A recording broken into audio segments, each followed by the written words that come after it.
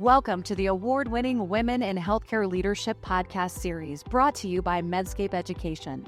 Our mission is to educate, advocate, and inspire women in healthcare to lift as they rise. Each episode brings you voices of leaders who are breaking barriers and leading the way in advancing women's health. Join our global community of listeners as we hear from her. Ready to be part of the movement? Let's dive in.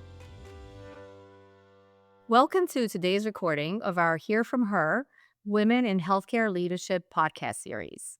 My name is Yelena Sparopoulos, and I'm the Vice President of Education at Medscape. I am thrilled to have with me today two outstanding participants. First and foremost, I would like to introduce Margot Minasian, who is the Sims Mann Family Foundation Endowed Chair of Nurse Education, Innovation and Research at Cedars-Sinai in Los Angeles. Welcome, Margot. Thanks so much for having me today. It's our pleasure. And also, I have with me today Catherine Mickelson, who I've had the pleasure to know for many, many years, and who is the Executive Director of Vascular Network, headquartered in Boston, Massachusetts. Welcome, Catherine. Thanks, Yelena. Great to be here. I am really excited to talk today about the power of mentorship to help advance careers for women in healthcare in particular. And before we dig into some of our questions, I wanted to ask both of you, and Margot, maybe we can start with you, can you comment on what prompted you to enter a career in the field of healthcare and, cardiovascular medicine in particular? Thanks so much, Yelena, for that question because it's very, very close to my heart. I entered into healthcare because my father was very ill, and I've actually known I wanted to be a nurse since the fourth grade. I never deviated, I never changed because I was so influenced by these incredible nurses that were taking care of my father at the time. And I will say that even the not so good ones really made an impression on me too, because I remember wanting to provide better and provide more and just completely influenced by that. And I selected cardiac because I had a really terrific nurse in my associate degree program. I have a chemistry undergrad and then an associate degree in nursing. And one of the very best nurses that ever trained me was my clinical instructor in that associate degree program. And she breathed such excitement into everything that she did. I just fell head over heels in love with cardiac and never lost sight of that even since I was 20 years old going to school way back when. It's amazing. And you touched upon what we're going to discuss next, and that's going to be the power of mentorship. But before we get there, I wanted to also ask Catherine the same question. And Catherine, you've had such an outstanding career. You have an MBA, you're the executive director of a large nonprofit. How did you end up where you are today? Yeah, so, similar to Margot, my kind of entry into the health medicine space was influenced by my dad's health issues as well. So if we rewind to, gosh, almost 20 years ago, 2008, 2009, the financial crisis. At the time, I was just out of college. I was working at a financial services firm in Boston. I was laid off. And so I was applying for other jobs, and I got an interview to be an assistant to a cardiologist at a local hospital. And so I went and interviewed with him, and it came up that he specialized in thrombosis. And my dad has a history of DVT and PE. So it kind of felt like fate that I ended up interviewing with this cardiologist. And my dad is also in, medicine, or was before he retired. And I knew he really just got so much out of his career there and enjoyment. So it all kind of came together. And so I started working at Brigham and Women's Hospital, and have been in the health medicine space ever since.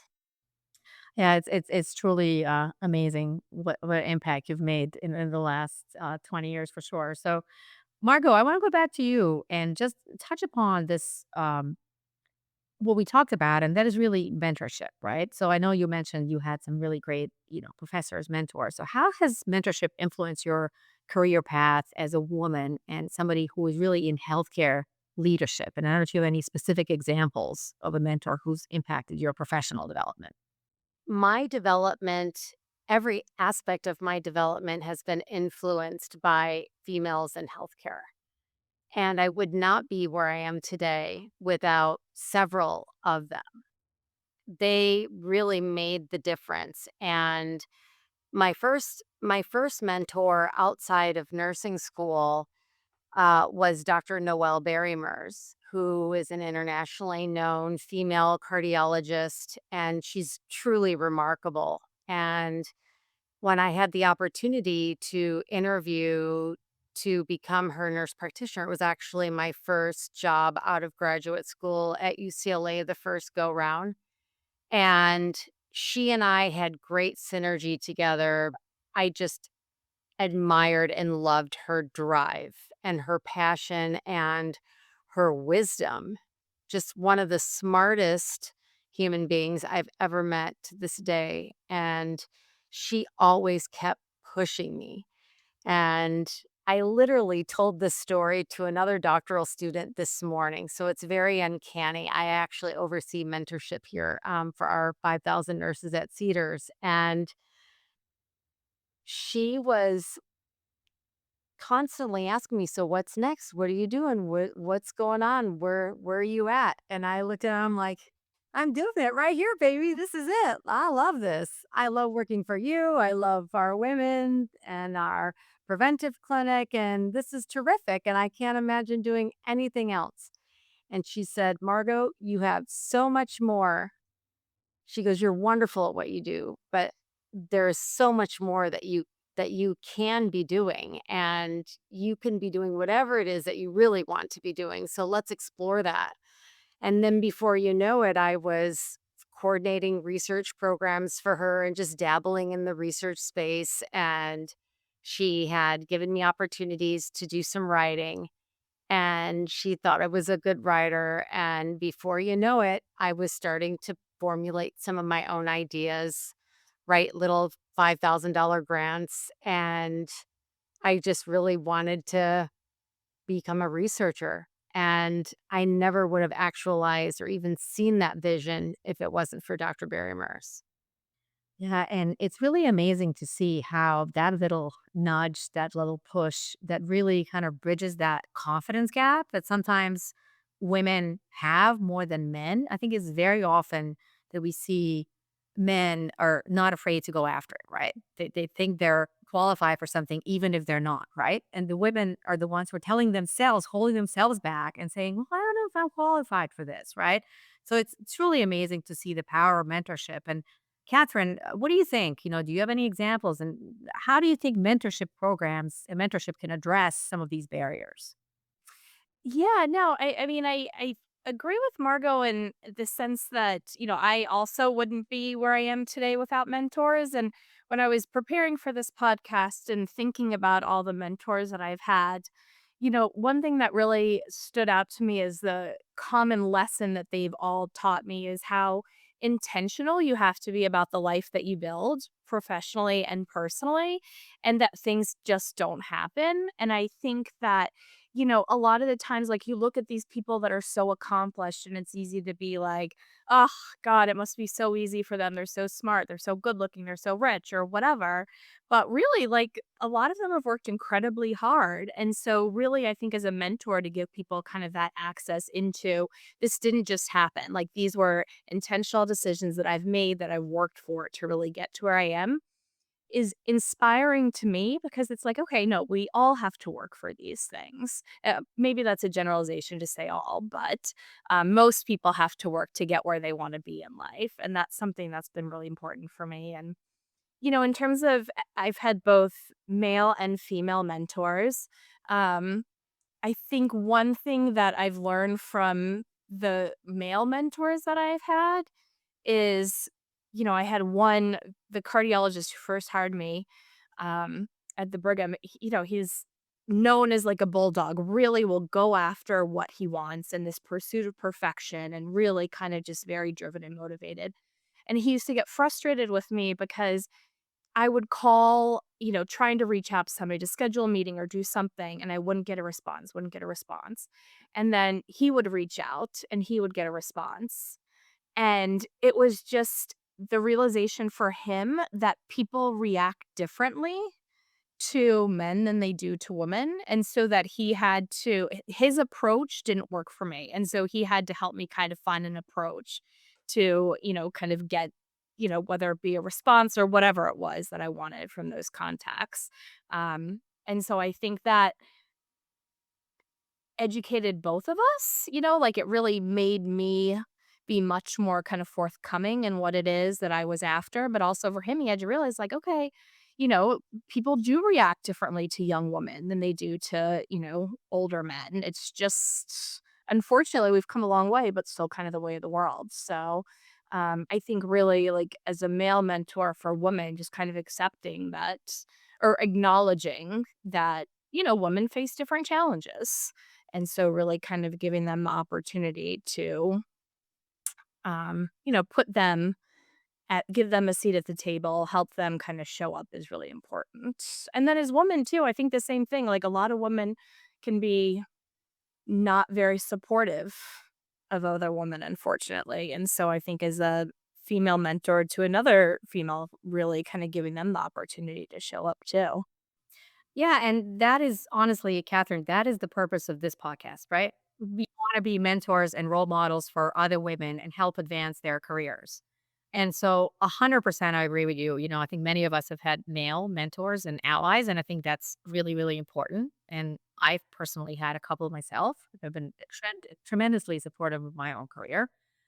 But I also think that as women, our role and our responsibility is also to serve as mentors and to help others. So I know, you guys know that we prepare for this podcast and we set an outline, but then you just said something, Catherine, that made me like want to jump ahead. So I'm going to go to Margot and ask her, you know, and because you had alluded to this yourself, I know you serve as a formal and informal mentor to many other nurses and healthcare professionals, leaders. So what have you learned from mentoring them and what is your, advice and approach here? Well, I think the first step is really taking that big step and setting up some time to go and talk with someone. And you can never be too high in the sky or too up in the clouds to have a mentor. I mentioned Dr. Noelle Barrymers as my mentor. She has Dr. Nanette Wanger, still mentoring her to this day. And so it's you give forward, and as you advance, you can never be too novice or too junior or too new to be a mentor for someone. We have students that they graduate, they become a brand new nurse, they do their first year of residency, and then they're a mentor to a new nurse resident the next year. And I think it's important that it's bidirectional. So I think every woman should look around.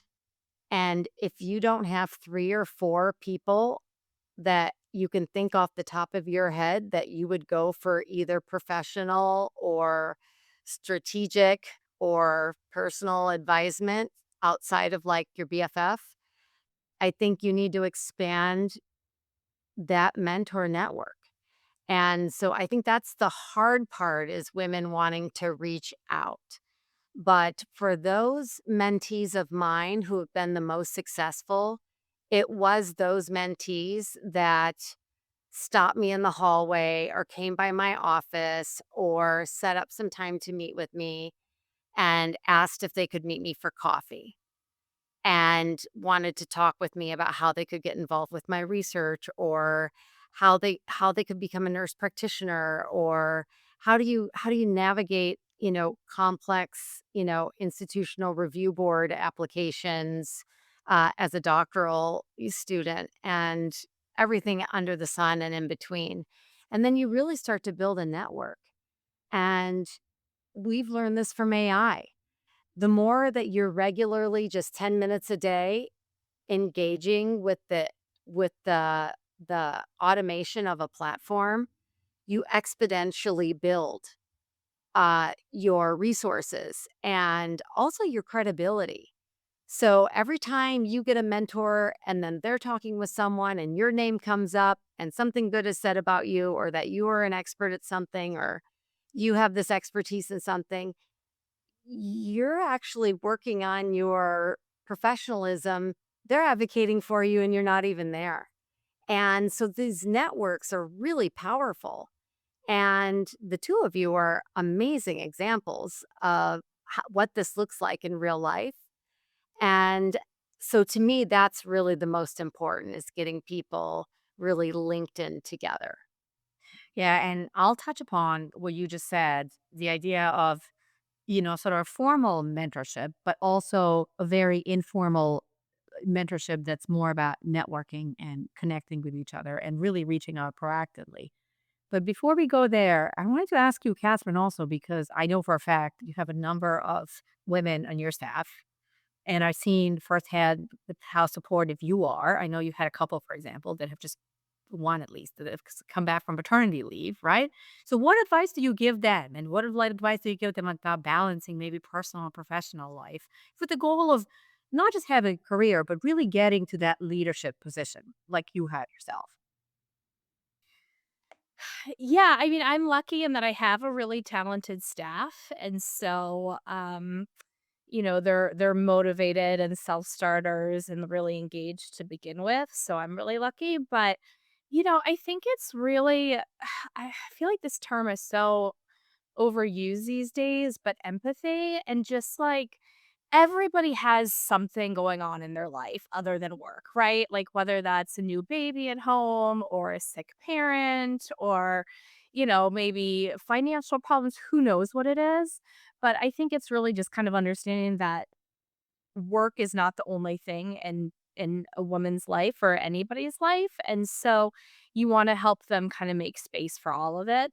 And one thing we do to, kind of support that at Vascular Network is we have our business scorecard, right? So the things that are important to us as a business, but we also make a point to put one or two personal metrics on there that you have to report to the team every week. So, whether it be you want to work out 5 times that week or you want to read a book just for fun this quarter, like whatever it is. So just you know, realizing that people are human and you're more interesting when you have stuff going on outside of work too, as much as you want your work to be, personally really fulfilling, like there's people are multidimensional, so just making space for that. Um and then I think too really just it's okay to make mistakes as long as the mistake what you did was in the best interest of the organization. I might be frustrated, but people make mistakes. So kind of trying to eliminate that fear of, you know, or trying to stop people from being so worried about perfectionism that they don't try anything new too, I think is something that we spend a lot of time talking about on our team is just like give it a shot. If it doesn't work out, like if you really tried your best and it was the best interest of the organization, like there's got to be something we learned from here. And let's move on and try something else. No, absolutely. And I think that search for correction, sometimes us women at least suffered for it even more than men.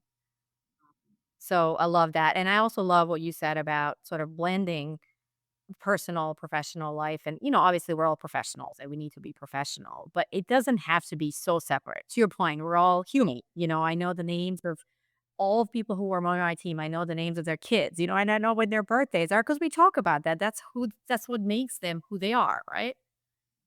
So I love that. And I think, creating that supportive and nurturing environment is super, super important. But just to go back to what Margot said, because you talked a lot about the informal mentorship, but does your institution or do you believe that academic institutions should structure sort of formal mentorship programs to ensure that, women and healthcare professionals are truly, empowered to, go on with their careers? Well, in fact, we must. There's terrific evidence in this space, and it's why Magnet, for example, If you want to be a magnet certified hospital, you need a formalized mentorship program or plans on how to do that. And it's gotten way more creative than it has in the past on how to do that. We recently learned from some recent publications and then surveyed our own nurses and learned from our own data that those nurses, those early career nurses in particular, value the one-on-one mentorship. They really want that. You would think in this tech moving forward time that people would just love to just hop in a group and, be remote and, chat in a group, but they actually are really craving that one-on-one in-person time.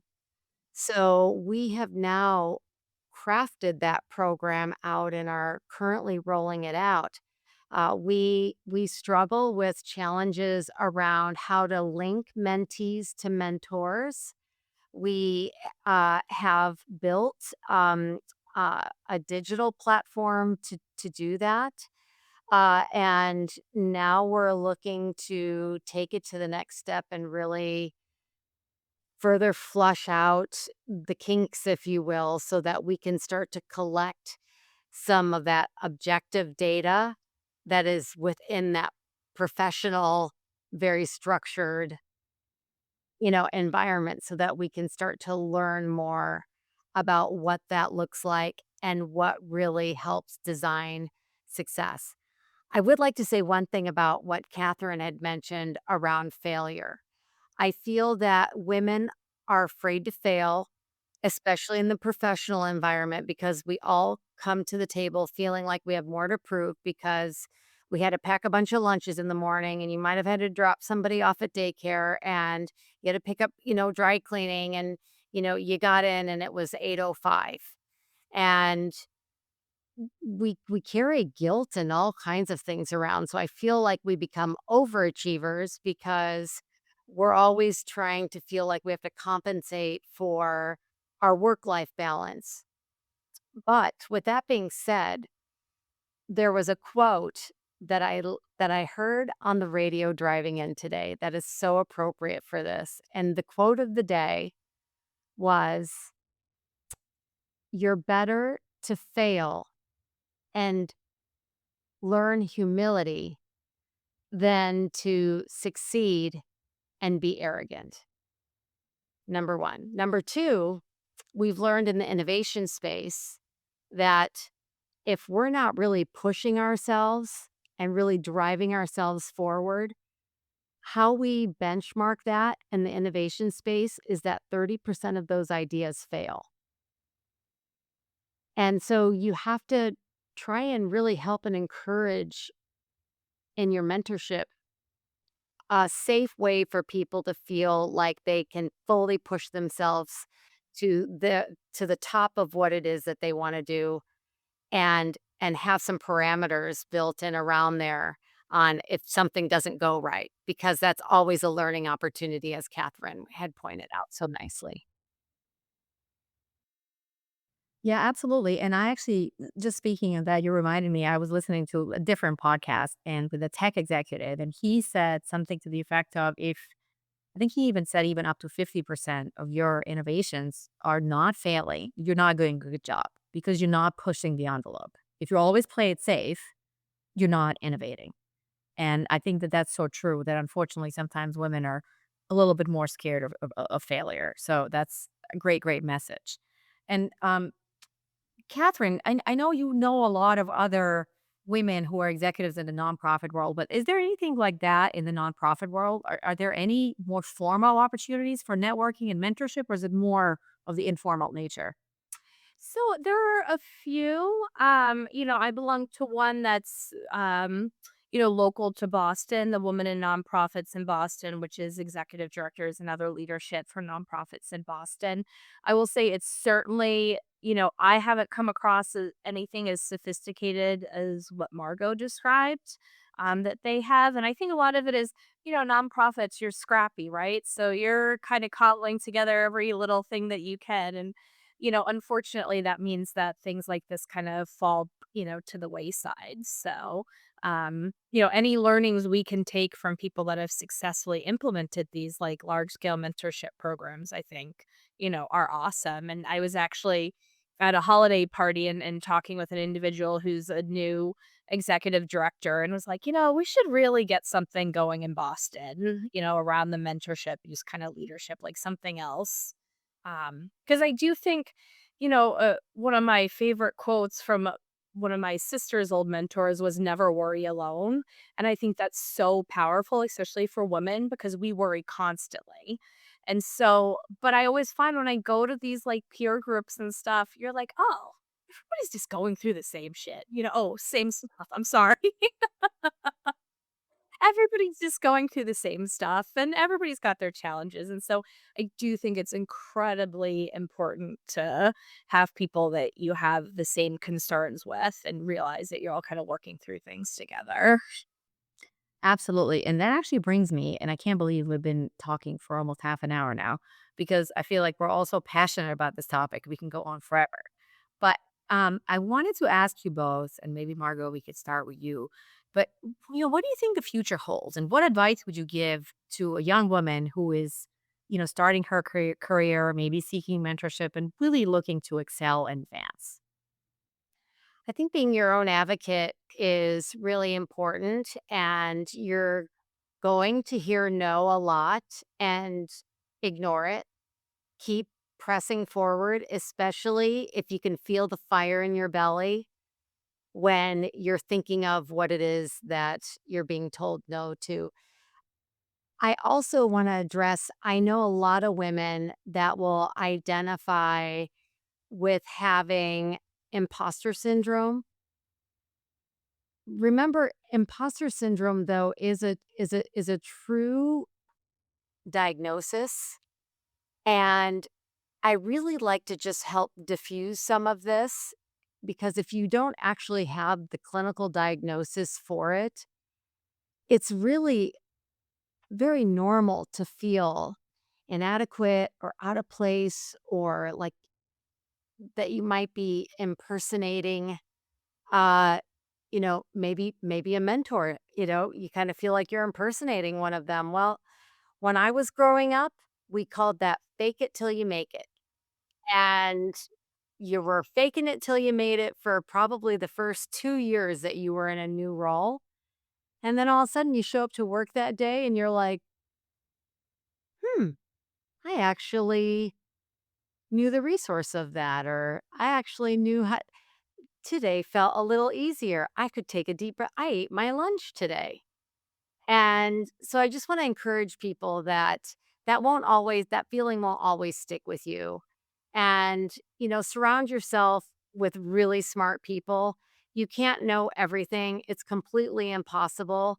And what really makes you great are those that you choose to surround yourself with. Absolutely. And again, I think this is why we're talking today, um, because we all want to be surrounded by other supportive women, and we all are so passionate about this. What about you, Catherine? Any parting words of wisdom? Yeah, I mean, I think for me, it's, if you're looking for a mentor, really be very kind of like clear in what you're looking for from this individual. It will help you kind of find somebody, but then ask. I think sometimes people get so nervous and intimidated, but it's incredibly flattering thing to be asked. So, take that leap of faith. The worst they can say is no. And, then you go find somebody else. But I think also when I was younger, I had this idea that a mentor was this one kind of like mythical person, almost like a soulmate that would just kind of be with you for your whole career and guide you. And for me, certainly it's much more been like I have several mentors and I've outgrown mentors. And so I think it's important too to know that like maybe you won't have that mentor, maybe you'll have several mentors, at the same time, but that can teach you different things. So really not having this like image of just this one divine mentor, but making it something that works for you and repaying it, paying it forward. Absolutely. And don't be afraid of change, right? Yes. Yeah.